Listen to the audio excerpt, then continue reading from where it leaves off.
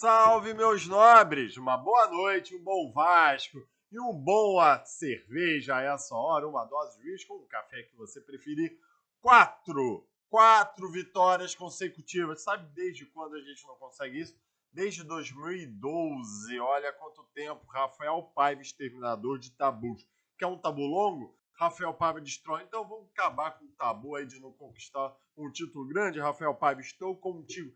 Que noite maravilhosa, um jogo duro, jogo difícil, não tem jogo fácil para o Vasco da Gama. Todas aquelas críticas de um elenco limitado, sabemos. Mas é incrível como o Rafael Paiva está com o poder de ressuscitar jogadores. Hoje, golaço de David. Hoje, partida boa de Praxedes. Ou seja, Rafael Paiva dentro do elenco, trabalhando a cabeça dessa galera e do sistema, está trazendo os reforços internos. Muita gente já está perguntando, será que Payet e Coutinho tem lugar nesse? Óbvio que tem, isso é sacanagem, né, galera? Mas parabéns aí, Vascão. Hoje o Vasco da Gama ganha de 1-0 do Atlético Goianiense, pulando aí para nono colocado, pelo menos por agora, né? Tem muito time com pouco jogo, tem muito time que ainda vai jogar nessa rodada, mas ou seja, o Vasco está com 23 pontos aí, numa sequência ótima de 4 vitórias e 4 vitórias convincentes. Jogos duros, jogos competitivos, mas aonde o Vasco domina as ações do campo. Parabéns, Rafael Paiva. Aqui a gente, obviamente, vai falar de mais uma vitória do Vascão neste Campeonato Brasileiro de Futebol 2024. Aí, logo após a nossa vinheta.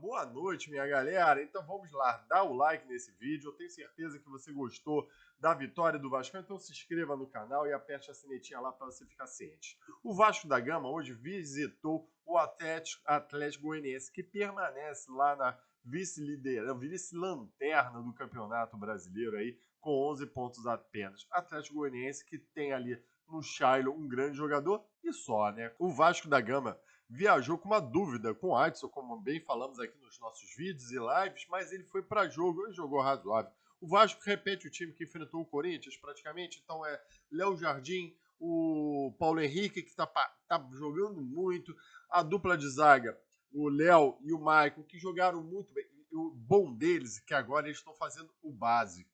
Eles pegam a bola, dão um bicão, tentam sair, estão fazendo o básico. É isso aí, então tá funcionando. E o Lucas Piton. No meio de campo absoluto, o Hugo Moura, Matheus Cocão e o Praxedes. A gente vai falar um pouco do Praxedes lá na frente também. O Adson, então, ou seja, foi avaliado e foi para o jogo. Vegete e o David. No primeiro tempo a gente pode pegar como dois lances fatais, né? Do capitais. O pênalti perdido de Vegete. Já é o segundo pênalti que o Vegete perde em jogo decisivo, em momentos importantes. Talvez se o Vegete não perdesse o pênalti lá naquele Criciúma, Vasco Criciúma, 4-0 Criciúma, o jogo poderia estar empatado em 1-1 e seria outra figura aquele jogo lá fatídico. Mas há males que vem para bem. E hoje também o Vasco, o Vegete perde um pênalti mal batido, tanto que o goleiro nem rebote deu e poderia ter prejudicado a nossa vitória aí, porque foi um momento importante ali no meados do segundo tempo, do primeiro tempo, que daria tranquilidade para o Vasco da Gama. Acontece que logo depois também tem um lance muito bem trabalhado pelo Vasco da Gama, uma triangulação, Vegete sai correndo ali pela direita, passa e o David, com muita raça, salva a bola antes de sair por tiro de meta, passa para o meio e o Praxedes bota para gol. Só que é esses que eu discuto para vocês, né? São os impedimentos milimétricos, impedimentos que talvez fosse uma mesma linha valorizando o gol, acabam pegando o Vegete, um impedimento do Vegete lá no começo do lance e demora para analisar isso. É absurdo o que o VAR faz aí. E o primeiro tempo termina assim, muito disputado, tanto que os 10 primeiros minutos do primeiro tempo foram horrorosos, ninguém fez nada. Mas é sempre um jogo difícil, competitivo. O Vasco da Gama volta para o segundo tempo e aí tem um lance que decide a partida, né?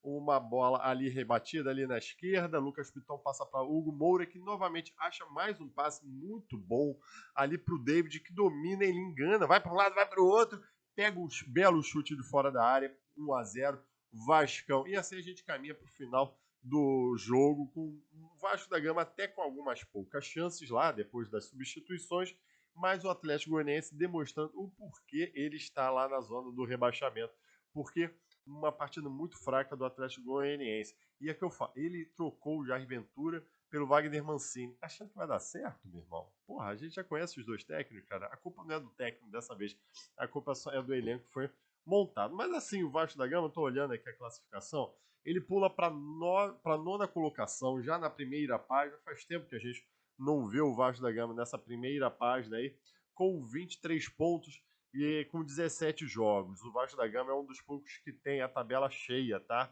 E você pode ver que Bragantino, Atlético Mineiro tem menos jogos, o Juventude que está em 12º com 20 pontos, uma campanha muito honesta do Juventude, está com 15 jogos, na frente tem o Fortaleza que está com 15 jogos. Então quer dizer, a gente aqui tem que fazer o nosso, que é fazer vitórias e pontuar.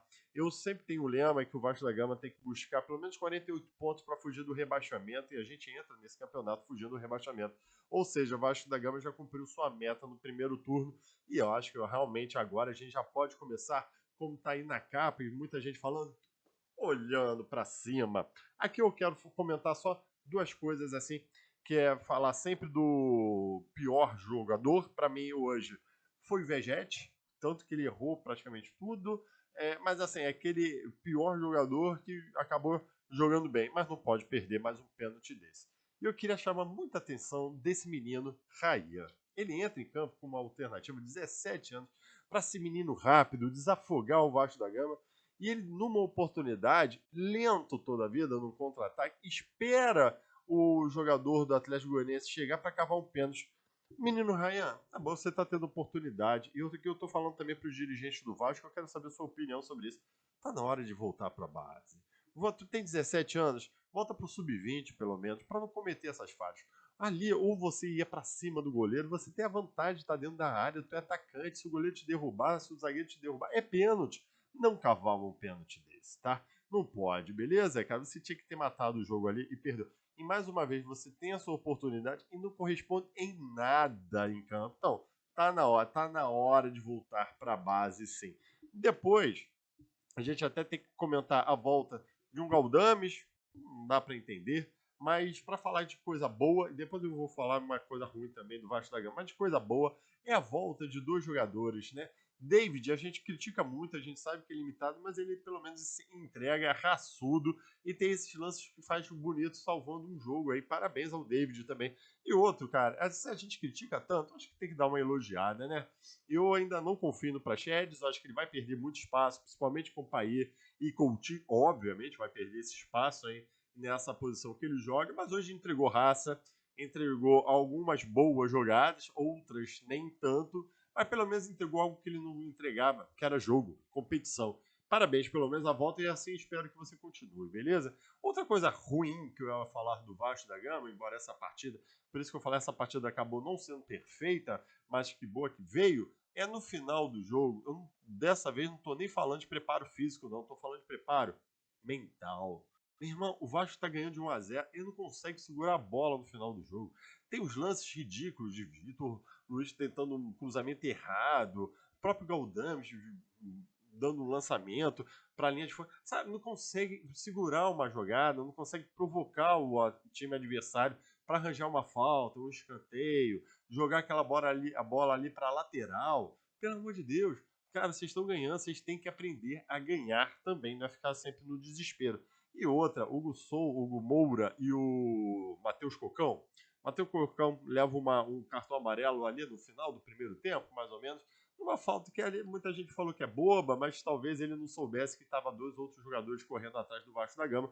Ele entendeu que o jogador do Atlético Goianiense ia sozinho pro gol, imagino eu, aí faz a falta, beleza. Só que aí num lance já no final do segundo tempo, ele dá um bico para cima da bola, ali já fora a bola. Pra que, Matheus Cocão? Tu podia ter sido expulso nesse lance.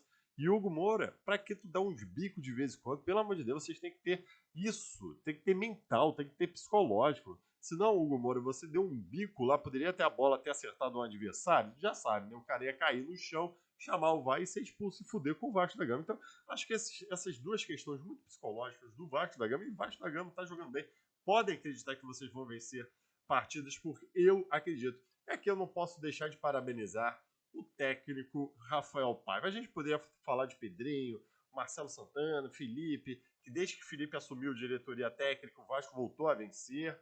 Mas eu quero falar de quem está dentro do gramado, que é o tal do Rafael Paiva. Se o Vasco da Gama não efetivou publicamente, eu tenho certeza que internamente ele está mais do que efetivado, merece receber muito dinheiro, que está fazendo um belo trabalho, novamente, de conhecer o elenco, fazer com que extrair o melhor desse elenco bem limitado. Agora estão vendo com as peças aí, com os craques, meu irmão, pode dar muito Vascão, e acho que sim. Agora a gente pode olhar para a tabela de cima e aspirar uma Libertadores, uma pré-Libertadores, ou pelo menos, como o nosso Abel Braga falou uma vez, a gente não vai sofrer esse ano. Muito obrigado por acompanhar esse pós-jogo aí do Marca Vasco. Amanhã podcast Cruz Maltino, 12:30.